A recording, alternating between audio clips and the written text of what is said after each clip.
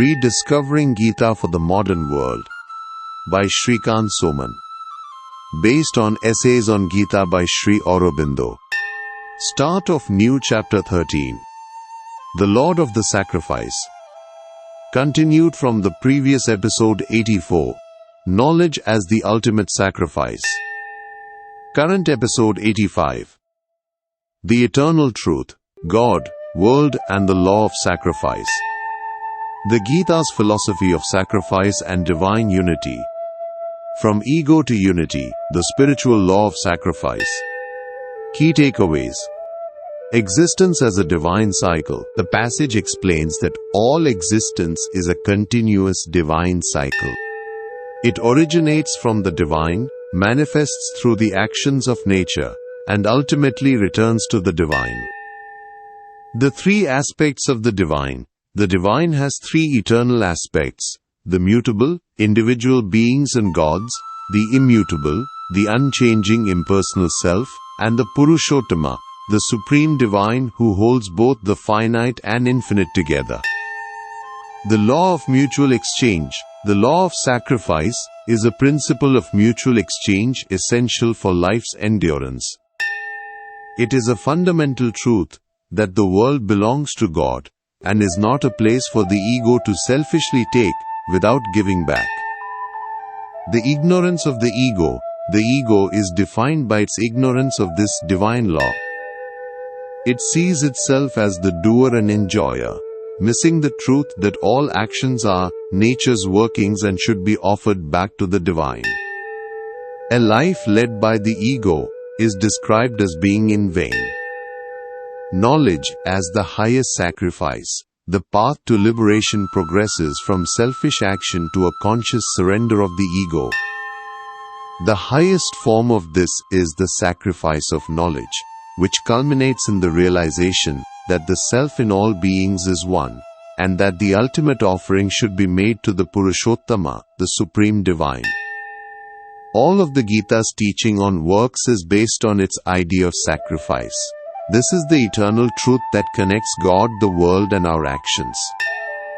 Our minds usually only grasp bits of this eternal truth. But a complete truth must be sought. The Gita's gospel rests on the truth that all beings are the one Brahman.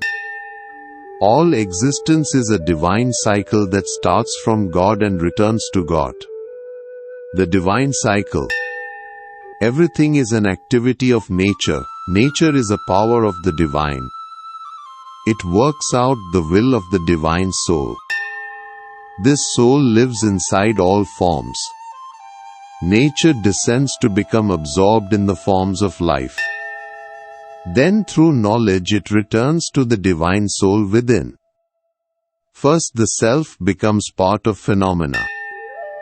Then the self is revealed through creation. This cycle is possible because the Purusha soul has three eternal aspects. One aspect is the mutable, the finite, the many. We see this as all individual beings. We also see it as the gods. These are cosmic powers of the divine. They are different forms of the one existence. Secretly within all forms is the immutable. This is a timeless, impersonal, unchanging spirit. It is the one indivisible self of everything. By returning to this self, the individual can find peace. They can unite with all things. They can even escape individual existence. The supreme secret. The highest secret is the Purushottama. This is the supreme divine. He holds both the infinite and the finite. He is both personal and impersonal. In him, the one self and the many beings meet. The world action and the peace beyond the world are united. In God, all things find their truth and are reconciled. The law of sacrifice. The truth of all work depends on the truth of being. All existence is a sacrifice. Nature offers its works to the Supreme Soul. Life is an altar. Nature brings its workings and their fruits to this altar. It lays them before a chosen form of the divine. This is to get a desired result. The divine you worship and the delight you seek depend on your level of consciousness. All must be a mutual exchange. Existence is one, and its parts depend on each other. If sacrifice isn't given willingly, nature takes it by force. A mutual giving is the law of life. It cannot endure without it.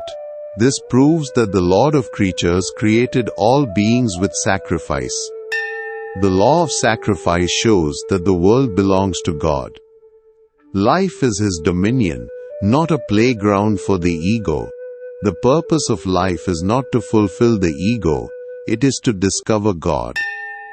This is done through a sacrifice that grows over time. It ends in a perfect self-giving, based on perfect self-knowledge. The ignorant ego. The individual begins life in ignorance.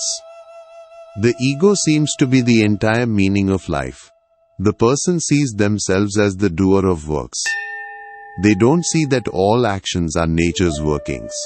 They see themselves as the enjoyer of works. They think nature should satisfy them. But nature is not concerned with their will. It obeys a higher universal will. It seeks to satisfy the divine. The ego ignores the law of sacrifice. It tries to take everything for itself. It gives back only what nature forces it to give. It can only take what nature allows. The ego is like a thief in a world of sacrifice. It takes what the divine powers give, without returning anything. It misses the true meaning of life. Its life is in vain. The path to discovery. The individual begins to see the value of the self in others. They start to see universal nature behind their own actions. They get a glimpse of the one and infinite. This is when they begin to move beyond their ego. They start to discover their soul. They find a law other than their desires. They begin to give more value to the claims of others. They add a religious sense to their life. They prepare to rise to the infinite, the highest stage. This is a long middle stage. It is still based on desire and ego. The real self-knowledge is beyond this stage. The sacrifice done with knowledge is the highest. It brings perfect action. This happens when you see the self in you and others is one. This self is higher than the ego. It is an infinite universal existence. When you see that all gods are forms of one Godhead, you progress. When you move past limited ideas, you see the Supreme Deity. He is both finite and infinite. He is the one self and the many. He is beyond nature but manifests through it. This is the Purushottama. Sacrifice must be offered to Him. Not for a temporary gain, but to possess God. This is to live in harmony with the divine.